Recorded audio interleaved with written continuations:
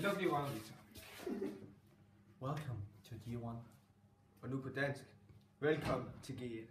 Must this trip be an epic trip? Nu! Welcome! Velkommen. Velkommen. Hej. Det er det Mathias Bangsgaard Schmidt. Hej. Han er 16 år, han kommer fra Toftlund. Han er en rigtig sød fyr, han er rigtig god til fodbold. Han spiller dog kun på anholdet, men det er der ingen, der kan forstå, for han banker mål ind hele tiden. Jeg tror også, når han kommer op på førsteholdet. Måske tager han min plads til. Men han er i hvert fald god.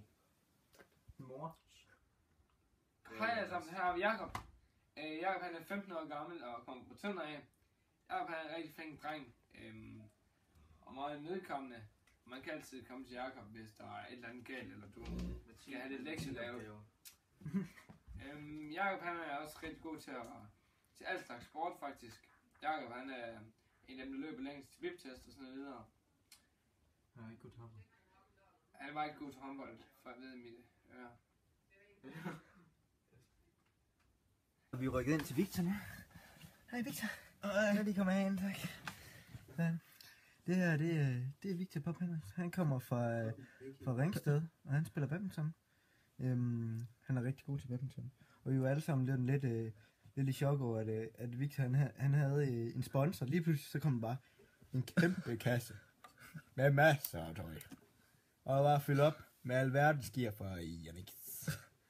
Det er lige sponsorated. Yes. Udover det, Victor han er en rigtig sød og pålidelig fyr. Han opfører sig altid ordentligt. Og der er aldrig noget ved Victor, hvor han sløser. Man kan altid komme til Victor, hvis man har problemer. Han er sgu en rigtig god mand. Og udover det, så Victor han er simpelthen så flink, altså. Han kunne sgu aldrig finde på at gøre en fluefortræd, selvom han har en fluesmækker. Nå, okay. Ja. Det var snakket om. Ingen aggressivitet. Ja, okay. Vi er lige ved at få styr på Victors vrede. Ej, det ved vi godt alle sammen, han ikke har noget af. Det er det. Så vi vil hoppe videre til den næste scene. Værsgo. Det var godt det der. Jeg er ikke at flue på det. Ej så, her til sidst så skal vi lige snakke med Gregers, eller om Gregers. Vil du have et tæppe? Gregers han er nemlig en rigtig omsorgsfuld person. Han er nok den mest omsorgsfulde person hernede på skolen, tror jeg. Han er virkelig god til håndbold. Og så er han også virkelig klog. Vi går rent faktisk begge to i Cambridge, så vi har sådan en fælles interesse. Yes, og Gregers han er nok skolens sjoveste fyr, tror jeg. Han har den sygeste humor. Og så er han også bare virkelig... han er god til at hjælpe en, hvis nu man har problemer med lektier og sådan noget. Og så elsker han bare gulerødder. Han spiser ikke andet end grøntsager og frugter. Det er nemlig rigtigt. Yes. Jamen det er Gregers. Mor. Han er virkelig en dygtig dreng. Vi har et problem med Jakob her på værelset, og det tror vi alle sammen, vi godt kan skrive under på. Jakob, han smadrer vores døgnrytme. Han holder os vågen, vækker os, og vi kan ikke holde ud længere. Nogle om natten så udbryder han i skrål, at alt muligt, det kan være lige fra lidt godt nigger-rap til Medina. Men Jakob han er i hvert fald stemme på plads. Mathias, han sætter rigtig meget pris på at overholde alle reglerne her på Sina. Jeg tror ikke, der har været en aften, hvor han har været i seng for sent. Inde i huset kl. 10, inde på værelset 10:15, og op i sengen 9:30.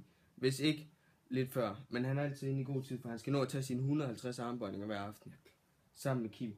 Nogle gange. Ja, nogle gange. Jeg kan ikke holde til det. Og når Kim ikke er på skolen, så tager han 200. Hvis ikke 300, fordi så tager han også alle Kims for ham. Jeg ved jo, kan man ikke få dem lavet, så. Ja. Nemlig. Det var det. Og vigtigst af alt her på værelset, så er vi alle sammen fan af den største og bedste klub i verden. Yes, dreng. Manchester, selveste United.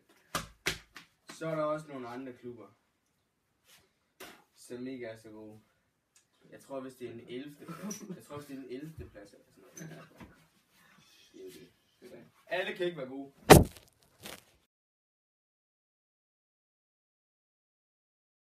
jeg har fået Kevin, og han er 15 år og har langt hår. Han er en fin fyr, spiller på anholdet i fodbold. Han er en rigtig god midtbanespiller. Han var en dejlig fyr og god i skolen. Steffen. Han er 16 år, spiller fodbold på højt plan, førstehold, dygtig i skolen. Det var Steffen. Jeg har altså fået min krøllede roomie her til at snakke om. Han er 16 år, han hedder Anders. Han er fynbo, og det kan man især godt høre på hans skide mærkelige accent nogle gange. Han er skide god fyr. Han spiller venstrefløj i håndbold. Og han kan både løbe hurtigt. Han er pissehammerende stærk og flot fyr. Og skandamerhammer den i mål. Det er Anders. Jeg skal præsentere Anton, min dejlige roomie. Han spiller både håndbold og fodbold, og ja, han kommer fra Randers af, og han er 16 år, og han snupper kraften med alle bolde, og det er ikke sjovt at spille mod ham, fordi så får han tæsk.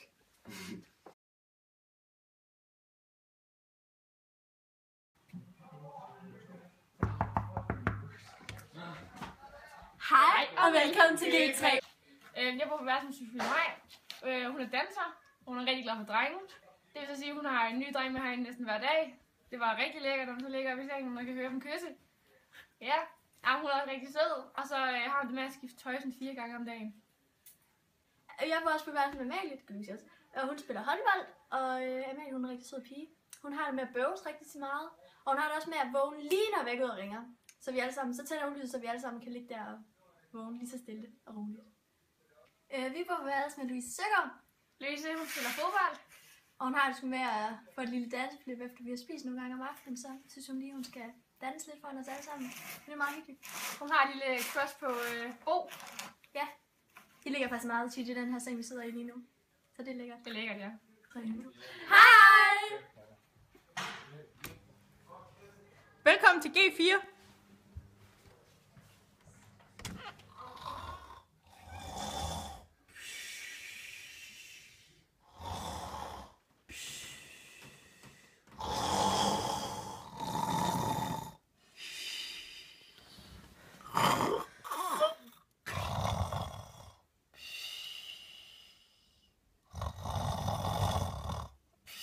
Mille, hun er ofte rigtig træt. Hun sover meget.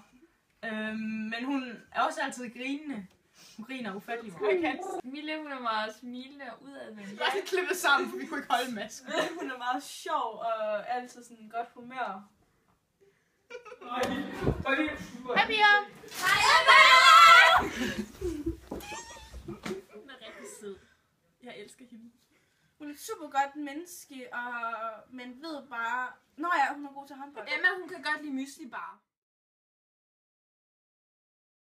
Katta, hun kan rigtig godt lide at synge High School Musical.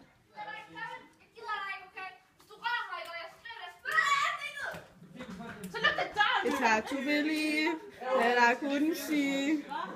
You were always right beside me. Thought I was alone with no one to hold. But you were always right beside me. This feeling like no other. I want you to know. Så Emma kom til med at spise alle de der kager og dog hun af med alle sine My Little Ponies der. Så træner hun aktivt i fitnesscenteret. Det er fandme imponerende.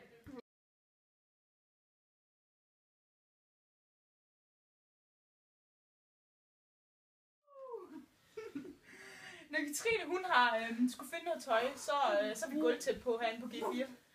Katrine hun er altid sjov og et super godt menneske, og vi kan alle sammen godt lide hende. Katrine hun kan også godt være lidt af en diva nogle gange. På den gode måde, hvis der er en god måde. Hun er rigtig sød og dejlig, og så har hun brunt hår og rigtig flotte øjne. Og skal finde dine øjne. Tak for nu.